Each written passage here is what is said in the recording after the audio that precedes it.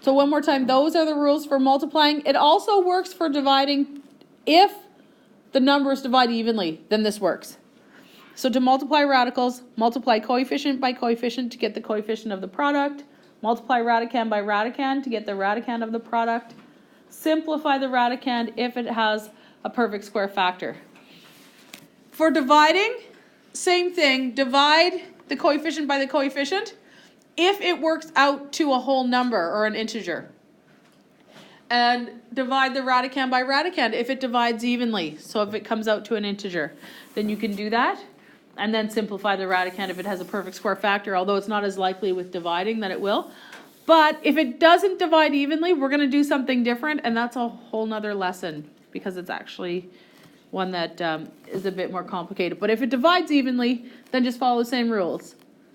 Coefficient by coefficient, radicand by radicand. And the note, this only works if the index is the same on both factors. And I heard a few people talking about that. What that means is it has to be like a square root and a square root, not a square root and a cube root. I'm just going to take you through 3 examples of multiplying, and then we'll do a bit of practice. So, maybe it's more than 3, since I have more than one on each page. But here's the first one. Simplify 2 root 5 times 3 root 2. So using that rule that we just came up with, what would the answer to this be? 2 root 5 times 3 root 2. 6 root 10. 6 root 10. So we do 2 times 3 to get 6. And that's the new coefficient. And then 5 times 2, that's the new radicand. And that's it. That's all there is to it, because 10 doesn't have a perfect square factor. So that's fully simplified. That's the answer, 6 root 10.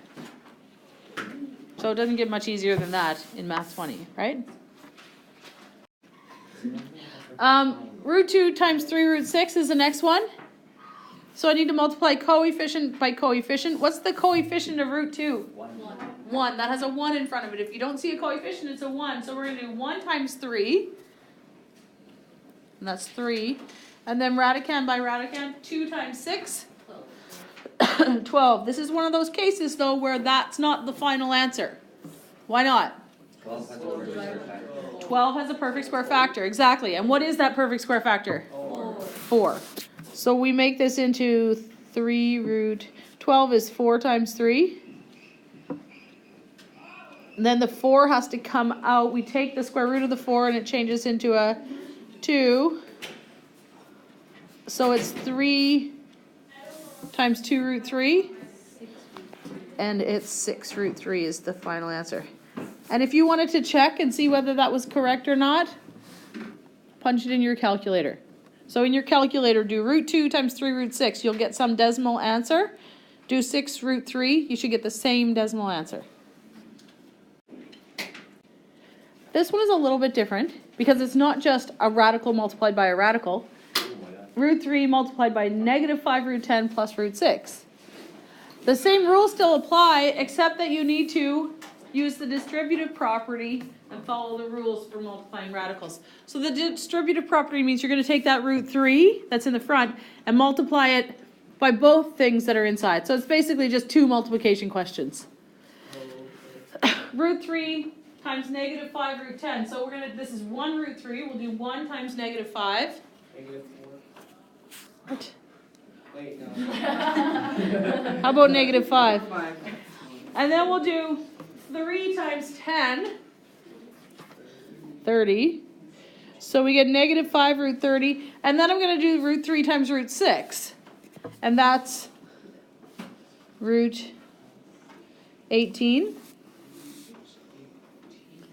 So then I need to simplify those radicands if I can. Does 30 have a perfect square factor? 30 No. No. No. 4 is not a factor of 30. 9's not. 16's not. 25's not. And then we're up above 30. So no. How about 18? Does it have a perfect square factor? Yes. Yes. What is it? 9. And half of 12. So it's 9 times 2. So this becomes negative 5 root 30, that's just staying the same, plus 3 root 2. And that's the simplified version of that expression. Even simpler. This one has two binomials, so we have to use the distributive property. How many multiplications are we going to do? 25.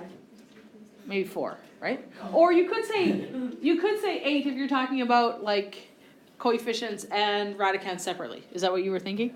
Yeah. All right, so first thing we're going to do, 5 root 2x times negative 4 root 2x. So we do 5 times negative 4, that's negative 20, root 2x by root 2x. Root 4 x squared. Okay, so now we'll do the 5 root 2x times root 5x. So that's going to be 5 times 1 is 5, and then 2x times 5x, 10x squared.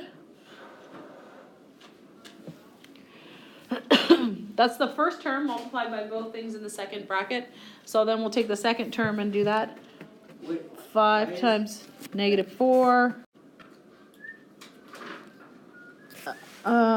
Root 5 times negative 4 root 2x. So that's 1 times negative 4, which is negative 4. And then root 5 times root 2x, which is root 10x. And one last multiplication here, that's going to become plus root 25x, and we have that restriction there, x is greater than or equal to 0. I'm not going to do anything with that. It's just there to tell us that this is only defined if x is a positive number, because otherwise you're trying to take the square root of negative numbers and that doesn't work. So that's why that's there. But we're not going to do anything with it right now. Do you think this is finished? No. No. Now we need to simplify, right? So we'll just look at each term separately and look at simplifying it. The first one is negative 20 root 4x squared. So we're looking at the radicand to see if we can simplify it. We're looking for perfect square factors. What do you notice about 4x squared?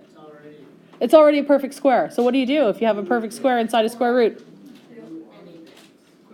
You just take the square root of it, right? So the negative 20 is going to stay there. Yeah, and the root 4x squared becomes just 2x.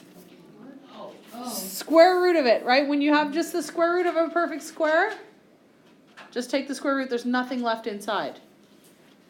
Is there a perfect square factor in the second one? There's X squared is a perfect square. Is that a minus? 22x. At the beginning, there's a negative. Is that what you mean? No, like 20 and then something 2x. That's just a dot for multiplication. Oh. I could put it in brackets, might make it make more sense. So 10x squared, x squared is a perfect square, so we'll take it out, we'll make that an x. So 5x root 10. 10x, does it have a perfect square factor? No, so we'll leave that. And 25x, does it have a perfect square factor? Yeah, 25. So the 25 comes out as a 5 and the x stays in. I know I need to simplify that first term, so that's negative 40x plus 5x root 10 minus 4 root 10x plus 5 root x. Can any of those terms be combined? 10x. I don't think so, hey? No. None of the radicands are exactly the same. They have elements that are the same, but none are exactly the same. So that's it. It's done.